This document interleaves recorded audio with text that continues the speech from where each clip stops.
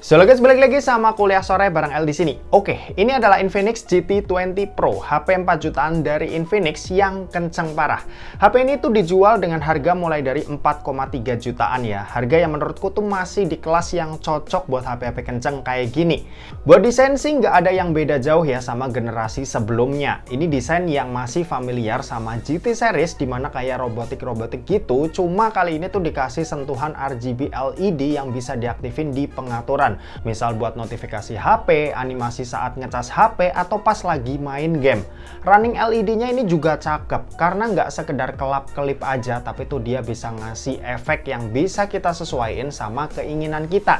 Untuk desain case bawaannya juga kelihatan rame ya, banyak banget detail-detail yang dikasih dan kayaknya nggak semua orang suka sama desain kayak gini. Di sisi atas smartphone ini ada speaker, IR blaster, sama mikrofon. Di sisi kanan ada tombol volume dan tombol power. Di sisi kiri ini polosan aja, sementara itu di sisi bawahnya ada SIM tray slot yang jenisnya ini dual SIM slot. Terus ada lubang mic, lubang charging USB-C, dan grill speaker lagi yang artinya speakernya ini udah stereo. Serta speakernya ini juga udah pakai tuningan dari JBL ya, yang kualitasnya cakep. HP ini tentunya ada NFC dengan posisi sensor yang ada di sisi atas belakang bodinya. Oh ya, HP ini juga udah ada IP rating IP54 yang menandakan dia tahan sama cipratan air sedang. Kalau buat layar, panel yang dipakai ini AMOLED, resolusinya Full HD Plus dengan ukuran layar yang ada di 6,78 inci. Ukuran layar yang jadi langganan HP-HP dari Infinix. Buat layar dari Infinix GT20 Pro ini itu udah punya refresh rate yang bisa sampai 144 Hz. Jadi udah berasa banget kan gaming-gamingnya. Buat warna ini udah kaya banget ya, dengan 1 miliar warnanya yang ngebuat HP ini enak buat nikmatin berbagai tampilan foto atau video yang ada. Ditambah kecerahan layarnya juga bisa sampai 1300 nits buat peaknya, yang memungkinkan ini juga bisa tetap nyaman ketika dipakai di luar ruangan. Kalau buat performa, Infinix GT20 Pro ini tuh pakai chipset yang super ganas, yaitu Dimensity 8200 Ultimate. Ini chipset yang setara yang dipakai di Xiaomi 13T, yaitu Dimensity 8200 Ultra. Kalau kalian pernah nyobain Xiaomi 13T atau sering lihat review-review tentang Xiaomi 13T, kalian pasti tahu ya dan paham gimana gacornya chipset yang satu ini. Buat dipakai aktivitas harian, Infinix GT20 Pro ini udah pasti aman lah, nggak perlu dikhawatirin lagi karena dia juga udah punya storage yang super lega. RAM-nya ini ada dua pilihan, ada yang 8 GB dan ada juga yang 12 GB. Sementara itu buat internalnya ini 256 GB. Kalau buat dipakai main game gimana ya buat performanya? Oke, langsung aja kita cobain. Mobile Legends settingan yang kebuka ini rata kanan alias bisa ultra. Selama mainin game ini itu rata-rata bisa dapetin 120 fps tanpa adanya kendala sama sekali. Makanya ini HP tuh berani ya jadi official gaming phone-nya buat MDL, karena ya udah seenak itu buat dipakai main Mobile Legends. Kalau buat PUBG Mobile ini yang menarik, settingan 120 fps ini bisa kebuka atau di sini tuh disebutnya ultra extreme.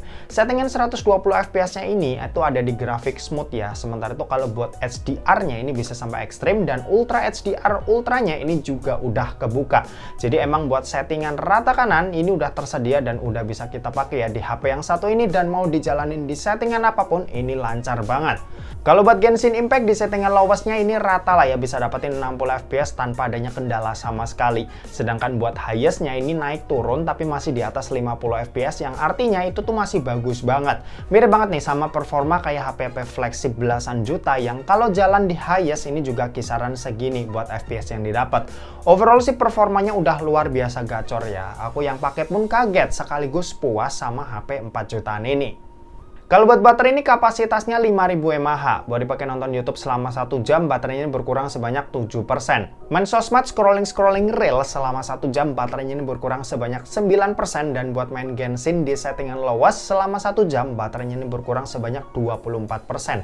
Bukan kapasitas yang hitungannya awet, tapi juga bukan yang boros banget kayak HP yang baterainya itu ada di bawah 5000 mAh.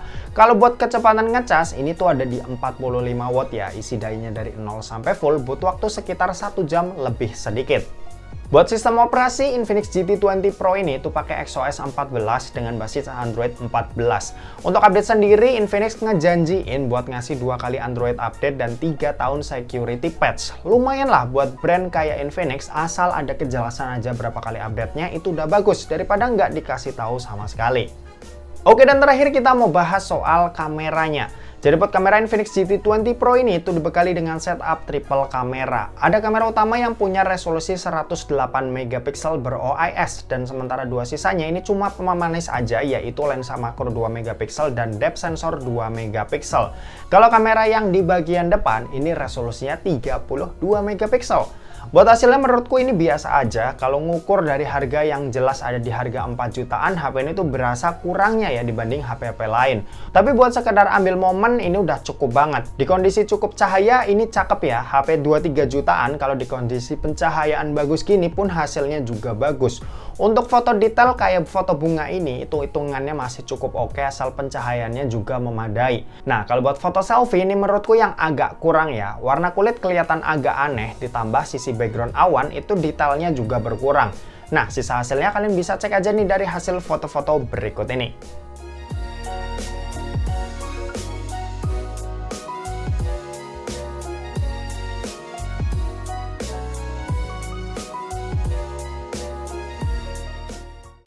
Oke, ini contoh perekaman video dari Infinix GT20 Pro, direkam pakai resolusi Full HD 30 fps. Ini belum pakai ultra steady-nya ya, belum diaktifin. Jadi mungkin kalian lihat tuh masih kayak gempa bumi gitu.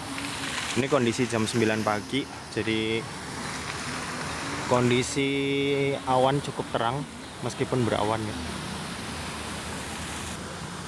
Nah, ini ultra steady udah aktif. Kalau dipakai jalan dia lebih stabil, cuma sedikit cropping.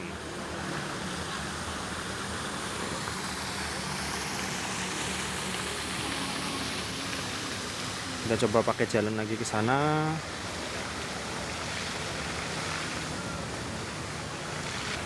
Ini Full HD 60 fps ya, hasilnya seperti ini tanpa ultra steady-nya.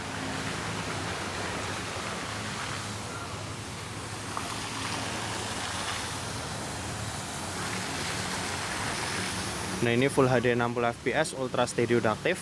Bisa kalian lihat sendiri perbandingannya. Dan kalau dipakai jalan kayak gini.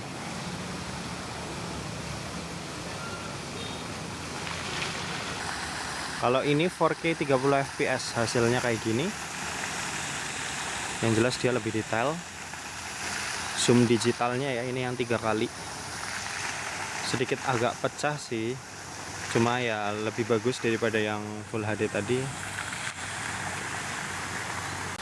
4K 30 juga ada Ultra Steady. Ini kalau dipakai jalan kayak gini. Ini nyoba turun tangga ya. Oke. Lanjut, ini 4K 60. Jarang-jarang Infinix ngasih 4K 60. Biasanya 2K 30 ya, sampai bosen. Ini 4K 60 fps. Tapi di sini nggak bisa Ultra Steady, jadi gambar bakalan gempa bumi. Ini buat kamera depan Full HD 30 fps, hasilnya seperti ini. Kalau backlight kayak gini. Oke, awan masih sedikit ada biru-birunya. Kalau dipakai jalan kayak gini.